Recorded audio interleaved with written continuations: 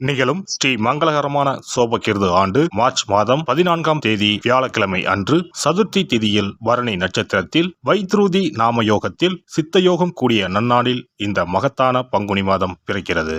பிறக்கும் இந்த பங்குனி மாதத்தின் கிரக நிலைகளை பார்க்கும்போது மேசத்தில் குரு பகவானுடன் இணைகிறார் சந்திர பகவான். கன்னி ராசியில் கேது பகவானும் மகர ராசியில் செவ்வாய் பகவானும் உள்ளனர். சூரிய பகவான், புதன் பகவான், ராகு பகவான் மீன ராசியில் சஞ்சாரம் செய்கின்றனர். கும்பராசியில் சனி பகவானுடன் சுக்கிரன் உள்ளார். இம்மாத கிரக பெயர்ச்சி என எடுத்துக்கொண்டால் செவ்வாய் பகவான் மகரத்தில் இருந்து கும்பராசிக்கு பெயர்ச்சி அடைகிறார். சுக்கிர பகவான் கும்பத்தில் இருந்து மீனராசிக்கு பெயர்ச்சி அடைகிறார். சந்திர பகவானை பொறுத்தவரை மேசத்தில் ஆரம்பித்து 2.25 நாட்கள் வீதம் 12 ராசிகளை கடந்து ரிஷபத்தில் அமர்ந்து பலன்களை தரப்போகிறார். இம்மாத சிறப்பாக குரு பகவான் நீச நிலையில் இருந்து வக்ர நிலைக்கு மாறுகிறார். இதன் காரணமாக உச்ச பலன்களை அள்ளி தரப்போகிறார் குரு பகவான். இந்த கிரக அமைப்பினால் உங்கள் வாழ்வில் ஏற்படக்கூடிய சுப மற்றும் அசுப பலன்கள் என்ன என்பதனையும், அசுப பலன் ஏற்படுமாயின் ராசிக்காரர்கள் செய்ய வேண்டிய பரிகாரம் என்ன, வழிபட வேண்டிய தெய்வம், வழிபடும் முறை என்ன என்பதனை பற்றி விரிவாக காண்போம்.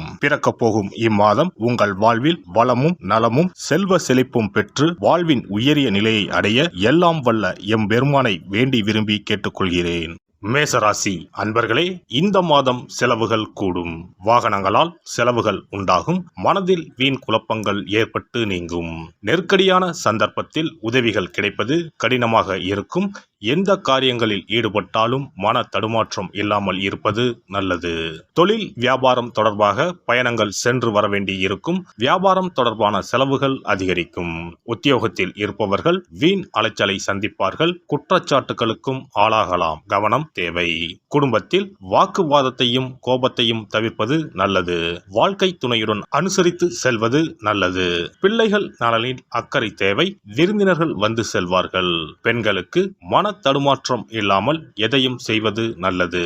தேவையான உதவிகள் கிடைப்பது தாமதப்படும். வீண் அலைச்சல் உண்டாகலாம். மாணவர்களுக்கு பாடங்கள் படிப்பது மனதில் மகிழ்ச்சியை உண்டாக்கும். தேர்வில் அதிக மதிப்பெண் பெற குறிக்கோளுடன் செயல்படுவீர்கள். கலைத்துறையினருக்கு பணவரவு ஏற்ற இறக்கமாக இருக்கும். எடுத்த முடிவை செயல்படுத்தும் முன் ஒரு முறைக்கு இருமுறை ஆலோசிப்பது நல்லது. எந்த ஒரு காரியத்திலும் அவசர முடிவு எடுக்க தூண்டும். அரசியலில் இருப்பவர்களுக்கு எதிர்பார்த்த பதவி உயர்வு கிடைக்கும். கூடுதலாக உழைக்க வேண்டி இருக்கும். மேலிடத்தில் இருந்து வந்த கருத்து வேற்றுமை நீங்கி ஒற்றுமை உண்டாகும். எடுத்திருக்கும் அரசாங்க வேலைகள் மூலம் நன்மைகள் உண்டாகும். நட்சத்திர பலன்கள். அஸ்வினி, இந்த மாதம் கடன் பிரச்சனைகள் தொல்லை தராமல் இருக்கும். எதிர்பார்த்த பண வசதி கிடைக்கும். உங்களது செயல்களுக்கு இருந்த எதிர்ப்புகள் நீங்கும். வழக்கு விவகாரங்களில் சாதகமான போக்கு காணப்படும். பரணி நட்சத்திரம். இந்த மாதம் தொழில் வியாபாரம் சுமாராகத்தான் நடக்கும். எதிர்பார்த்த பணவரத்து இருந்தாலும் வியாபாரம் தொடர்பான செலவுகள் கூடும். போட்டிகள் தொல்லை தராமல் இருக்கும். உத்தியோகத்தில் இருப்பவர்கள் பணிச்சுமை குறைந்து காணப்படுவார்கள். கார்த்திகை 1ஆம் பாதம். இந்த மாதம் வேலையில் திறமைக்கு பாராட்டு கிடைக்கும். குடும்பத்தில் இருப்பவர்களுக்கு இருந்து வந்த நோய் நீங்கும். அவர்களது நலனில் அக்கறை காட்டுவீர்கள். கணவன் மனைவிக்கு இடையே கருத்து வேற்றுமை ஏற்படலாம். முருகனுக்கு அரளிப்பூ சாற்றி அர்ச்சனை செய்து வணங்கி வழிபட மனக்கவலை தீரும். வாழ்க்கையில் முன்னேற்றம் உண்டாகும். இம்மாத அதிர்ஷ்ட கிழமைகள் ஞாயிறு மற்றும் புதன். சந்திராஷ்டம தினங்கள் பங்குனி 17 மற்றும் 18. அதிர்ஷ்ட தினங்கள் 9, 10 மற்றும் 11. சிறப்பு பரிகாரம். வாரந்தோறும் செவ்வாய்க்கிழமை அன்று வீட்டில் உள்ள முருகப்பெருமான் படத்தினை துடைத்து சந்தனம் குங்குமம் பொட்டு வைத்து சிகப்பு அரளிப்பூ கொண்டு அலங்காரம் செய்யுங்கள். ஒரு கண்ணாடி டம்ளரில் தண்ணீர் ஊற்றி ஒரு எலுமிச்சை பழம் சிறு வெட்டிவேர் போட்டு முருகன் படத்திற்கு முன் வைத்து விடுங்கள். ஒரு மா இலை எடுத்து காம்பு பகுதி முருகப்பெருமானை பார்த்தவாறு வையுங்கள்.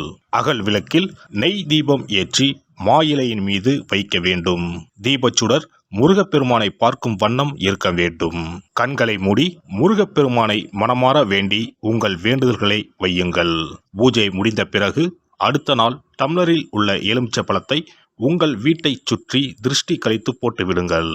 6 வாரங்கள் வரை இந்த வெட்டிவேரை மாற்ற தேவையில்லை.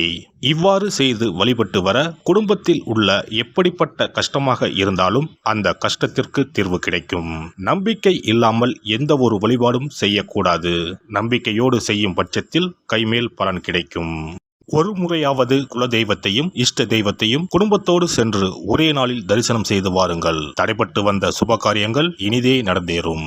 இனி பங்குனி மாத சிறப்புகளும் வழிபாட்டின் பலன்களும் என்ன என்பதனை பற்றி காண்போம்.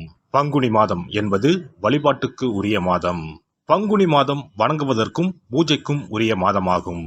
ஒவ்வொரு மாதத்திலும் ஒவ்வொரு நட்சத்திரத்திற்கு முக்கியத்துவம் கொடுத்து விழாக்கள் நடத்துவது வழக்கம். ஆனால் பங்குனி உத்திர நட்சத்திரத்திற்கு மற்ற நட்சத்திரங்களை விட அதிக மகத்துவம் உண்டு. தெய்வ திருமணங்கள் அதிகம் நடைபெற்ற மாதம் பங்குனி மாதம். மாதங்களில் 12வது மாதம் பங்குனி, நட்சத்திரங்களில் 12வது நட்சத்திரம் உத்திரம். 12வது மாதமான பங்குனியும் 12வது நட்சத்திரமான உத்திரமும் இணையும் புனித நாள் பங்குனி உத்திரம் என்று கொண்டாடப்படுகிறது. எனவே பங்குனி மாத உத்திரத்தின் சிறப்புகள் அதிகம். பங்குனி உத்திர நாளில் அனைத்து ஆலயங்களிலும் சிறப்பு வழிபாடுகள் நடைபெறும். கிராம கோவில்களில் அக்னி சட்டி ஏந்துதல், பூஜைகள் விமர்சையாக நடைபெறும். எண்ணற்ற ஆலயங்களில் சுவாமி அம்பாள் திருக்கல்யாணம் நடைபெறும். சிலருக்கு கைகூடாமல் திருமணம் தள்ளி போனால் பங்குனி உத்திர நாளில் விரதம் இருந்து இறைவனை வழிபட்டால் வெகு சீக்கிரம் திருமணம் கைகூடும் என்பது ஐதீகம். அதோடு காதலிப்போர் மனதுக்கு பிடித்தவரை கரம் பிடிக்கவும் பங்குனி உத்திர விரதம் இருப்பது மிகுந்த பலனை கொடுக்கும். பங்குனி உத்திரம் கல்யாண விரதம் என்றும் அழைக்கப்படுகிறது. 8 வகையான மகா விரதங்களில் கல்யாண விரதமும் ஒன்று. ஆகவே இந்த நாளில் திருமணம் ஆகாத இளையோர் விரதம் இருந்து தமக்கு நல்ல வரன்கள் கிடைக்க வேண்டும் என்று சிவபெருமானையும் பார்வதி தேவியாரையும் வேண்டுவது நல்ல பலன்களை பெற்றுத்தரும். இத்தினத்தில் மேற்கொள்ளும் விரதம் மிகவும் விசேஷமானது.